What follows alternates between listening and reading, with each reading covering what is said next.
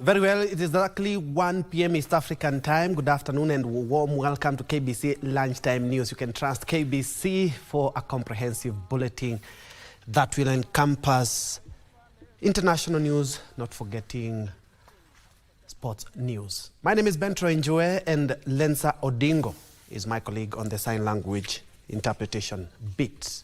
We begin our live coverage from Homa Bay, where a 55-year-old fisherman drowned at Kananga Beach after falling from his boat during a fishing expedition on Lake Victoria. The man, identified as William Juma, was reportedly returning from Ndulu Beach in Mbita Sub-County, where he had spent the night fishing, but as he approached Kananga Beach, he stepped out of the boat and fell into the water. His body was retrieved after a 7-hour search.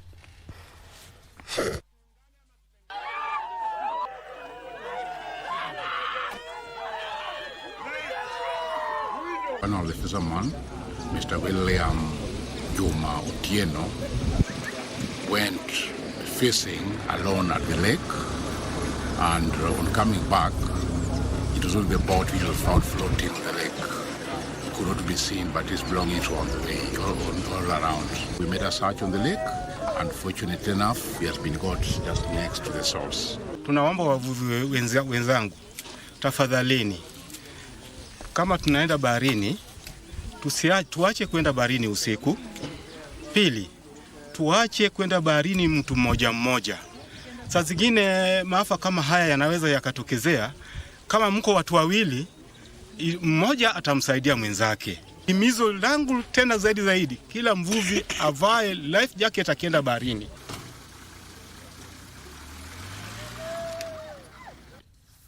To education now, where the 2024 Kenya Certificate of Secondary Education KCSE results have been met with celebrations and heartfelt gratitude, as some top performers across the country marked their academic successes despite facing significant challenges.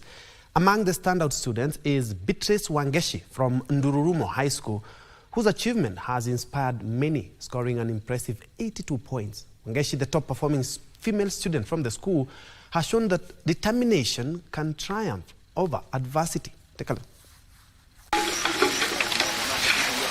Living in a dilapidated house with her mother, Esther Wanjiku, and 8 siblings, Wangeshi faces constant security threats. Yet, despite these challenges, she remained focused and achieved a remarkable A grade of 82 points. Sikutarajia ni kama kiloto. Hata tulipiga juu sana zaidi tulisikia hivyo. Nikafikiri ni mtoto wa Wanjiku ama ni wa nani. Tukaruka na marafiki yangu. Wangeshi continues to pursue her dream of studying medicine at Harvard University and is now calling on well-wishers to help her turn that dream into a reality.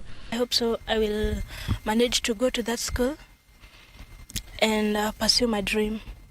I've really wanted to go, but the little challenge that I have is when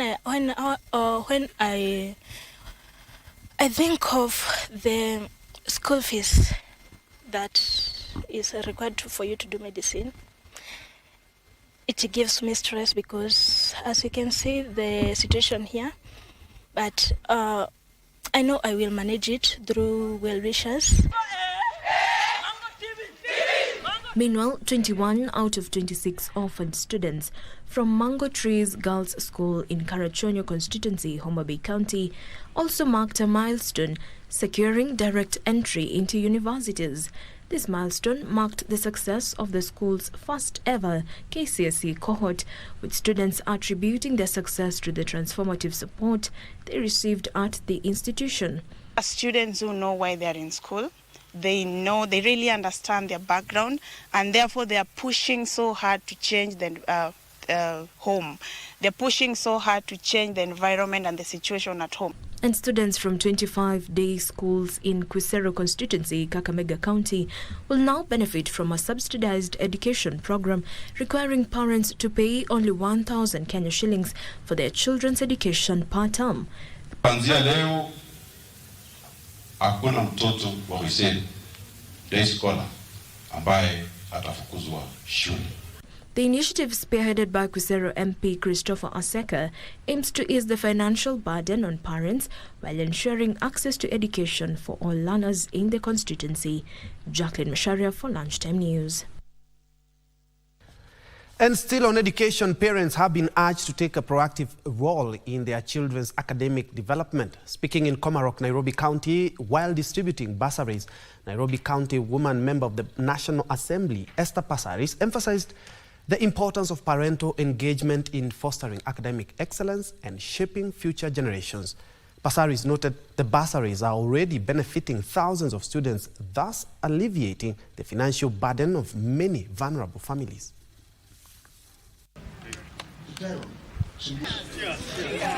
Program and bringing it to us. It's a bursary event from GAF. We combined 2 quarters and it's 16.3 million, right? Over 1,000 beneficiaries from secondary school to colleges to university. It is the only equalizer. Ile masomo tajiri anapata ndio maskini atapata. Kama mzazi, ile tunahitajika kufanya ni kuhakikisha kwanza tumepeleka watoto wetu shuleni. And switching gears to matters health now, the government has been challenged to allocate more funds to facilitate community health promoters, CHPs, organize awareness campaigns to encourage more Kenyans to register for the Social Health Authority. Teso South Member of Parliament Mary Emase has urged parents to enroll their children on the Social Health Authority to access quality health services under Taifa Care. The legislator spoke during the vetting of bursaries applications in Angorom Ward. And according to the Ministry of Health, about 17.5 million Kenyans have enlisted for the new medical scheme.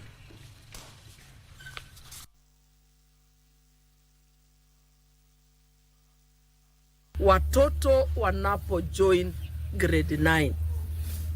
Serikali imeomba ya kwamba tusajili watoto kwa SHA. Kwa hivyo wewe mzazi ujisajili. Ukishajisajili, ingiza mtoto yako kama beneficiary. Na mtoto anapoenda shule apate ugonjwa. Mtoto asikii vizuri. Saa zingine wewe huwezi ukapatikana kwa simu. Mambo ya ugonjwa ni mambo ya dharura. Na mtoto anatakana apate matibabu kwa njia ya haraka iwezekanavyo. Mtoto atapelekwa kwa hospitali na mtoto anatibiwa bila shida yoyote.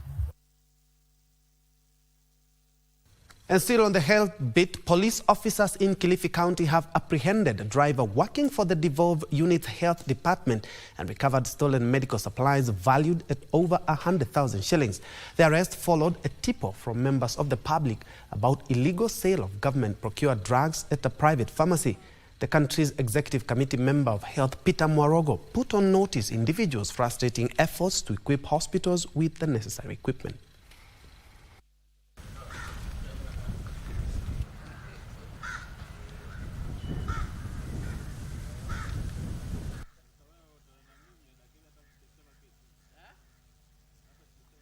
Hii tunataka kuambia wananchi kwamba ni onyo hasa kwa staff ambao wanahusika na jambo hili, na pia tungependa kuita mwito kwa wananchi pia wawe vigilant wanapoona kitu kama hicho, wanatufahamisha. Hivi sasa tunavyosema, huyu sasa si mfanyakazi wetu tena, yuko chini ya vyombo vya usalama, afanyiwe uchunguzi na mashtaka, na pia tunataka kujua yeye alikuwa anafanya kazi na nani katika idara yetu ya hapa hospitalini. Naweza pia kukamata mtu mmoja ambaye pia ni mfanyikazi wa county, alivyo pia sema waziri, na ambao uchunguzi tunaendelea.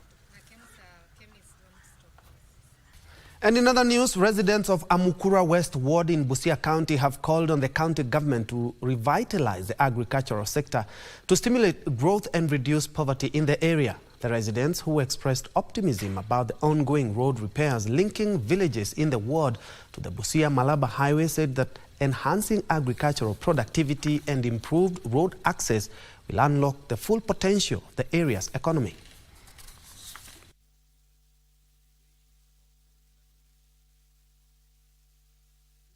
Tunashukuru sana kwa kiongozi yetu wenye wametushughulikia kwa hii maneno. na ametusaidia zaidi. Kwanza umaskini yenye imetuumisha hapa sana, hii barabara ndio imetuletea umaskini nyingi sana. Kama ingekuwa barabara ingekuwekwa kwa muda ya nyuma huko, hata sasa hii watoto ingekuwa wamepata masomo ya juu zaidi. Barabara ndio inaleta maendeleo. Unajua mkikuwa na barabara, stima ni rahisi kufika, kila kitu kufika ni rahisi. Mimi najua muhimu ya barabara. Yaani ukienda nje pale ambao watu iko na barabara, maendeleo kupatikana ni rahisi. Sema kwamba hii barabara iko na changamoto kubwa. Ukiangalia kuna sehemu kubwa ni mawe.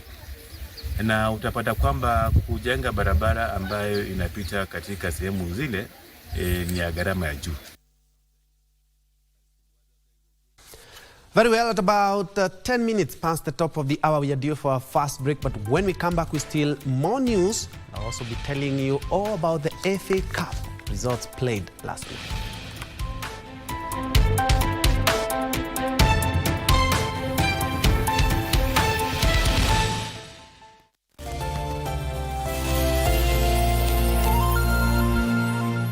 Karibu mtazamaji kwenye kipindi Sanaa.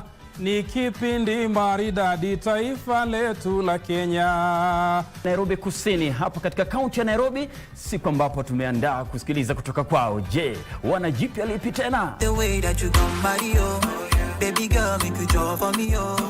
Sasa sina wasiwasi, usalama umetujia, sasa mambo ni mawaa. Tunayatunza mazingira. Je, kuna ukweli katika hilo? Kupitia kwa upandaji wa miti, unapata kuwa tukipanda miti mingi, serikali yenyewe imetoa watu na vijana ambao wanasimamia katika kazi hiyo. Mfano ni shule yetu, tumepanda miti, lakini hawa watu wako wapi? Hawajakuja kuangalia hizo miti. Hawa vijana wako wapi wenye kuangalia hizo miti? Mjuzi alichochewa kuchukua mchuzi wa mchukuzi. Mjuzi alichochewa kuchukua mchuzi wa mchukuzi.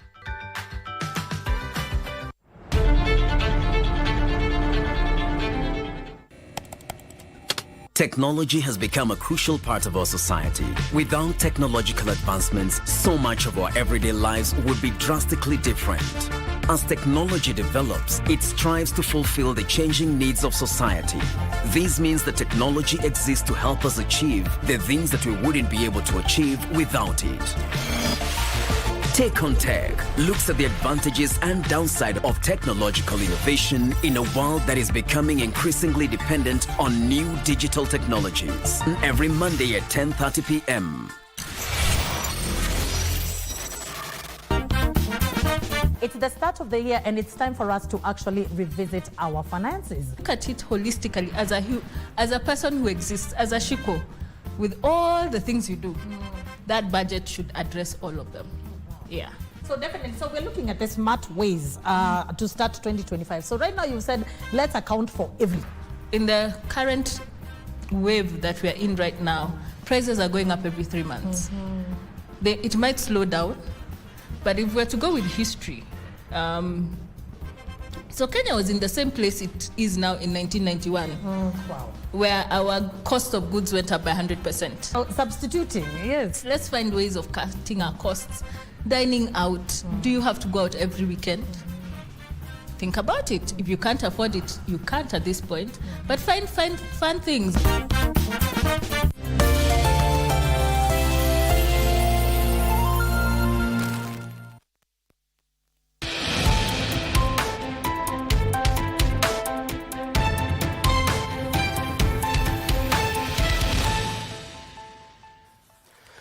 Welcome back. We are glad you're watching. In other news, a section of leaders from the North Rift region have called for political tolerance in the country, saying online attacks against the government are unwarranted. Meanwhile, a section of leaders in Kakamega County have challenged the county administration to ensure the county hospitals are equipped with medical supplies.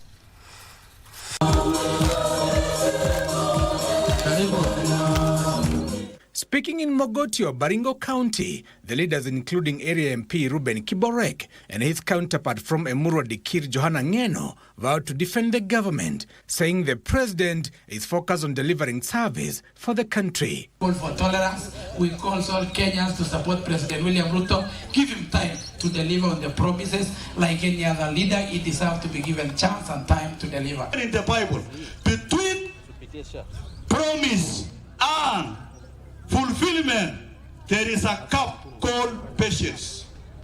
So as William Ruto and all of us made a promise in 2022, between 2022 and fulfillment of the promise, there is patience. We call upon patience and tolerance in the Republic of Kenya. Wakati ya Kibaki mkikumbuka kati Nyayo alitoka, uchumi ilikuwa mbaya. Na Kibaki akang'ang'ana. Lakini hakufanya na mwaka moja, hakufanya na miaka 2, hakufanya na miaka 3. Alifanya na miaka 4, miaka 6. Ndio hiki ikashika na hili. Sasa huyu wetu amepata tu juzi uongozi. Hajamaliza mwaka 2, kuna mwenye anasema pale Tumasego, wewe sijui nini. Kama hiyo. They added that online backlash is aimed to malign various government initiatives, including the Social Health Insurance Fund and the Affordable Housing Program. Hizi vitu mingi yenye iliundwa kuanzia Facebook, kuanzia X, kuanzia Twitter, kuanzia WhatsApp, iliundwa kwa minajili ya kufanya biashara. Lakini watoto wetu wengi sana wameshindwa kuelewa hii mtandao ilikuwa nini. Sasa wanatumia kutuzi wengine wanachora wengine wakiwa bado wako hivi. And we support the entire formation. Kuleta watu ya Uhuru Kenyatta ndani, kuleta watu ya Baba ndani, kuleta watu ya kila mtu ndani, ni kujenga msingi ya taifa moja ambayo inaweza kwenda mbele. Meanwhile, drama ensued in the Shilongo area of Malava constituency in Kakamega County during the burial of former MCA, the family of the late, barred politicians from using the ceremony to settle political differences. But speaking after the burial, a section of leaders led by Senator Boni Halwale accused the Kakamega County government of running down the county health sector. It is not politics. If mlio wangu wa kusema kwamba hii pesa itumike kununua dawa kwa sababu county government imekataa kuweka pesa katika mahospitali zetu. And there can be no compromise. Hawa viongozi watatu, nyinyi mkipigana nyinyi wote, hawa wananchi ndio wanaumia. Mimi ningependa Senator Khalwale, wewe ndio unaleta pesa kutoka huko national government ikikuja hapa chini. Nataka ukuwe unaambia Kakamega, mbona pesa ya miezi 3 haijakuja kwa county iendelee kufanya kazi.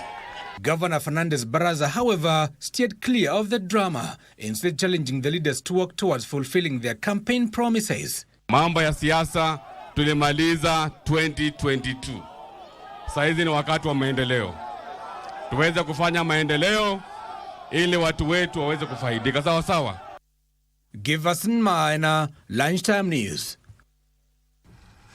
And away from politics, President William Ruto earlier on attended a church service at the United Pentecostal Church of Kenya, flanked by Nairobi Governor Johnson Sakaja and Dagoretti North and Dagoretti South MPs, together with a host of other leaders. Let's listen in.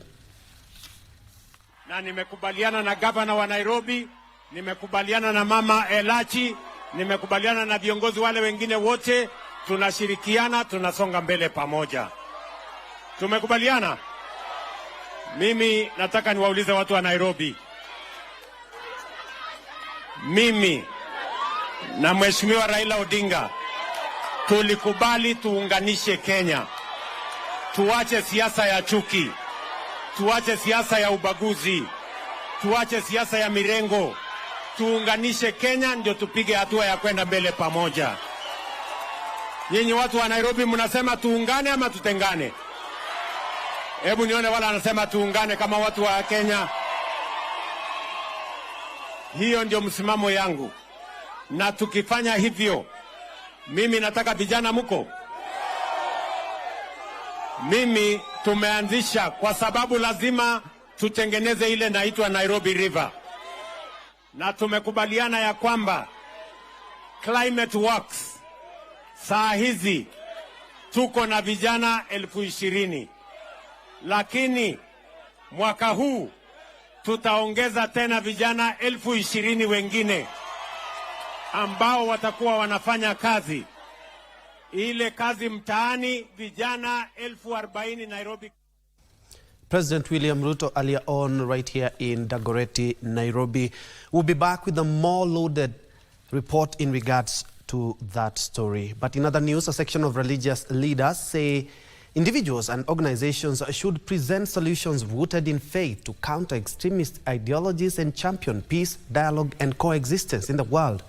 Those remarks were made Saturday during a conference themed Islam and Peace at the Iran Cultural Center right here in Nairobi. Speaking at the forum, they highlighted key issues, among them global peace from an Islamic perspective, interfaith dialogue, and the role of Islam in conflict resolution in the 21st century.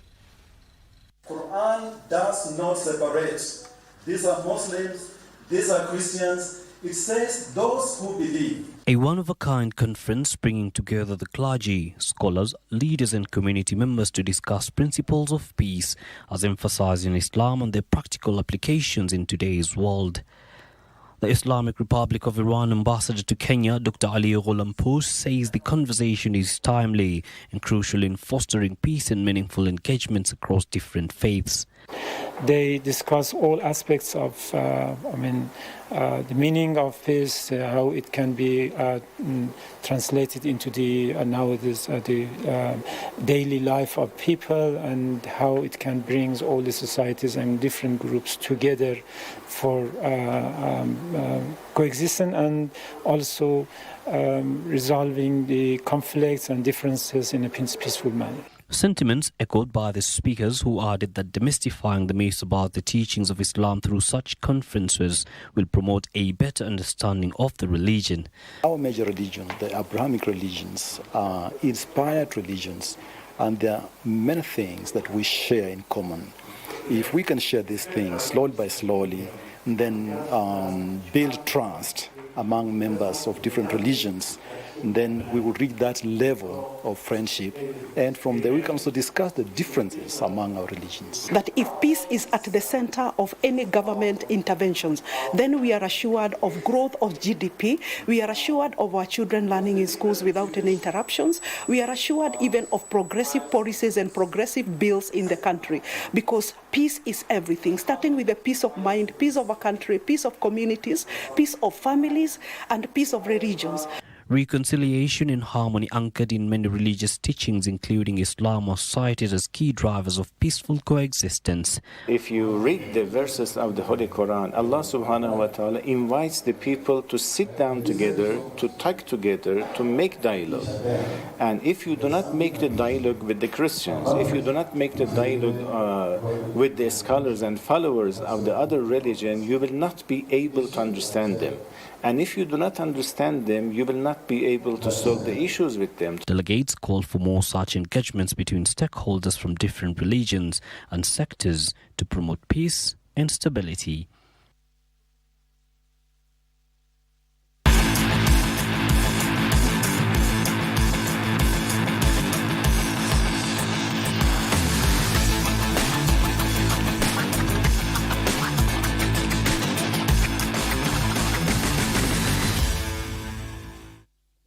And switching gears to sports now, Manchester City boss Pep Guardiola has confirmed that captain Kyle Walker has asked to leave the club. 34-year-old Walker from England was left out of City's squad for last night's 8-0 FA Cup win over Salford. Kyle Walker has helped Manchester City win 17 trophies, including 6 Premier League titles and the UEFA Champions League, since joining the club for £50 million from Tottenham Hotspur in 2017. But now the captain wants to move away from the Etihad.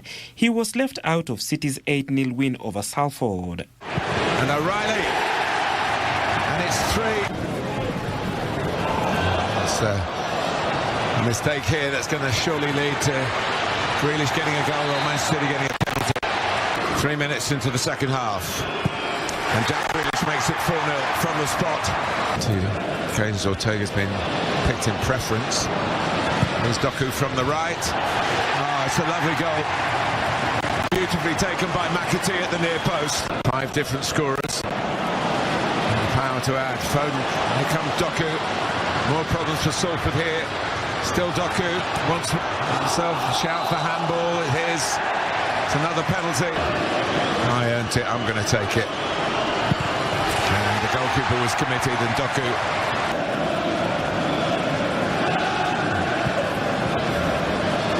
Foden. Now it is another one. The flag has stayed down. O'Reilly worked it to Grealish.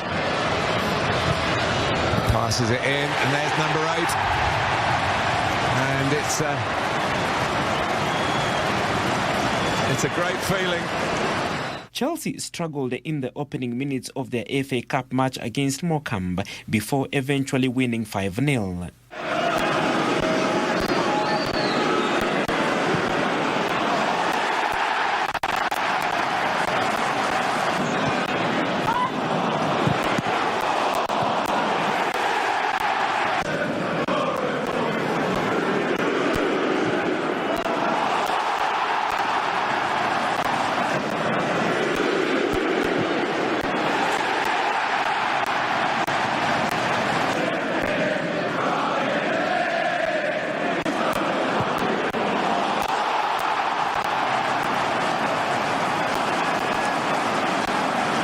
Sevilla coach Xavi Garcia was left disappointed after being held to a 1-1 draw with Valencia in the Spanish La Liga. He's got Diego Lopez in the middle. Rioja doesn't need him. He's found the back of the net, and Valencia have taken the lead. Laconga. Pedrosa took a deflection and it's gone in, and Sevilla have got the equaliser in added time. It's an ugly goal, but no one inside the Sanchez pick one will care about that. Pedrosa is congratulated.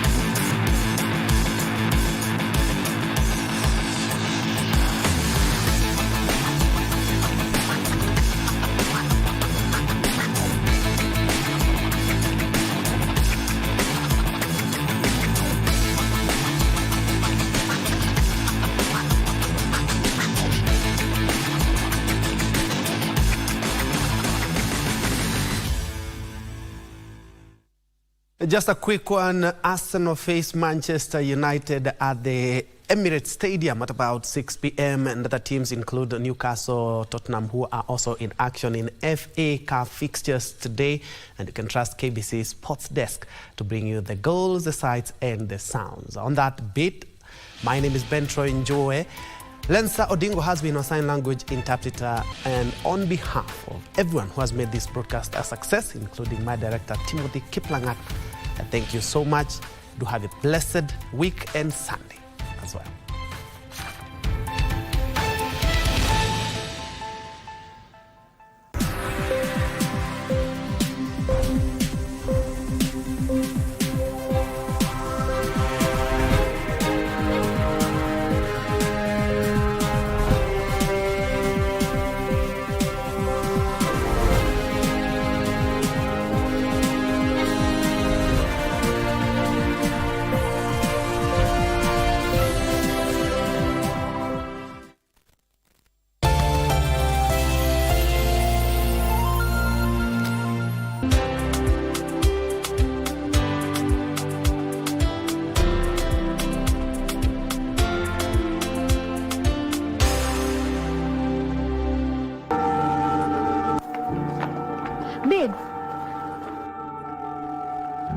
Who's this? Nimemwona na hakai poa hata kidogo. Dad alikwambia kwa nini alichoma nyumba? Just follow my lead and I have a plan. You trust me? Hey, Njue. Hiyo ni ya bei ngumu sana hiyo. How do we convince him to take the money instead of